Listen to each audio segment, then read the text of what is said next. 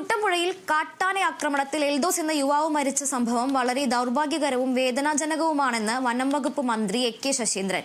സംഭവം അറിഞ്ഞയുടൻ തുടർ നടപടികൾക്കായി ജില്ലാ കളക്ടറെ ബന്ധപ്പെട്ടുവെന്നും ജില്ലാ കളക്ടർ ഉൾപ്പെടെയുള്ള ഉദ്യോഗസ്ഥർ നാട്ടുകാരുമായി സംസാരിച്ചുവെന്നും അദ്ദേഹം പറഞ്ഞു.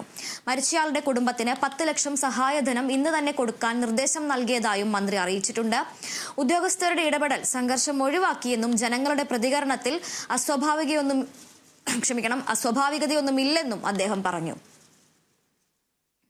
ഇന്നലെ സന്ധ്യയ്ക്ക് ശേഷം കുട്ടമ്പുഴയിൽ എൽദോസ് എന്ന ചെറുപ്പക്കാരൻ അതിദാരുണമായി കൊല്ലപ്പെടുകയുണ്ടായി.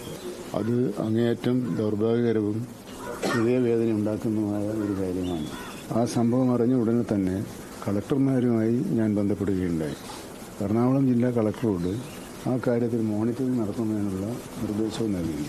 അവിടെ വനം വകുപ്പിലെയും റവന്യൂവിലെയും ഉദ്യോഗസ്ഥന്മാരെത്തുകയും ജനങ്ങളുമായി സംസാരിക്കുകയും ചെയ്തെങ്കിലും ജില്ലാ കളക്ടർ എത്തി അവരുടെ ആശങ്കകൾ പരിഹരിക്കാനുള്ള നടപടികൾ സ്വീകരിക്കുമെന്ന് ഉറപ്പ് കിട്ടിയാൽ മാത്രമേ മൃതദേഹം കൊണ്ടുപോകാൻ കഴിയുള്ളൂ എന്ന നിലപാട് അവർ സ്വീകരിച്ചു.